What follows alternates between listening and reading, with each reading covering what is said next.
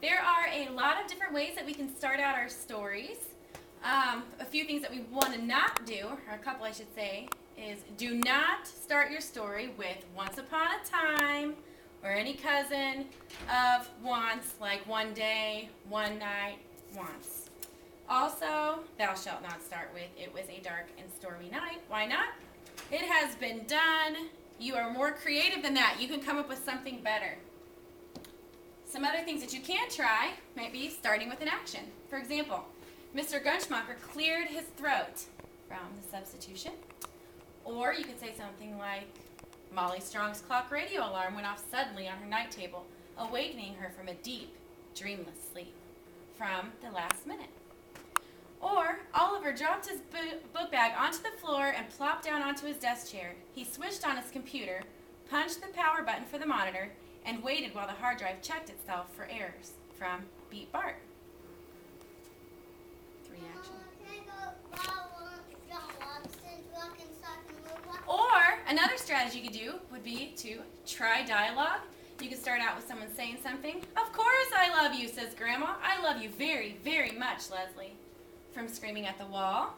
You can say something like, I'm just telling you what it says Jake's mom, not looking up from the travel book.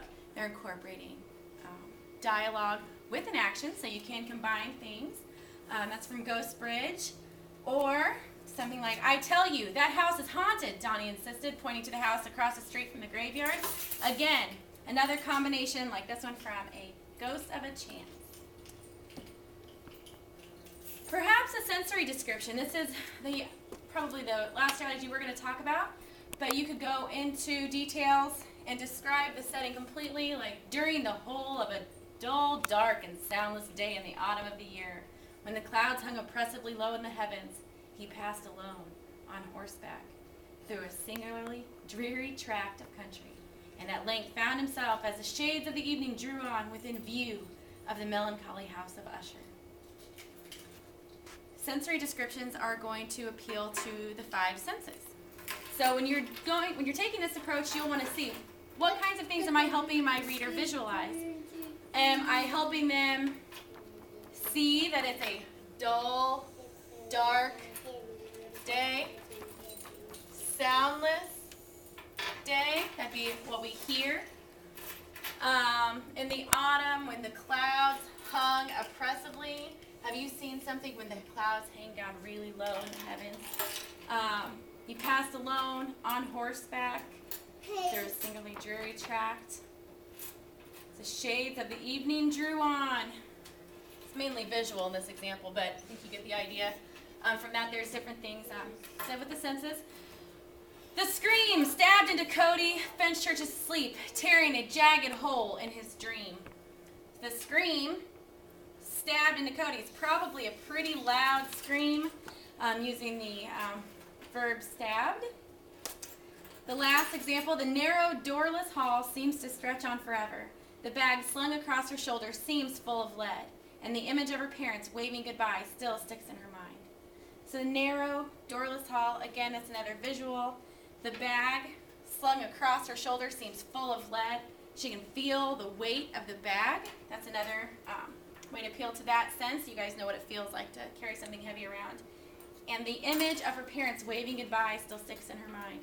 Again, another visual thing. These are strategies you can try to make your paper stick out a little bit more than the rest. There is one last but not least strategy. Try a sound effect like crash! The thunder boomed, rattling all the windows in the entire house. From Crystal Awesome Livesay. Thunk, kersplash. Marvin knew that sound meant only one thing. From Crazy Christy Gliva. This is a good example also because not only is it starting out with one of the strategies, but it's also building suspense, foreshadowing something else that's getting ready to happen. You're going to want to make sure when you do something like this that you fulfill that promise, because if you are saying that something else is getting ready to happen, you want to make sure that the reader gets that satisfaction. Last one from Big Head Blake is Screech! The school school bus driver slammed on the brakes as he approached Marvin's house.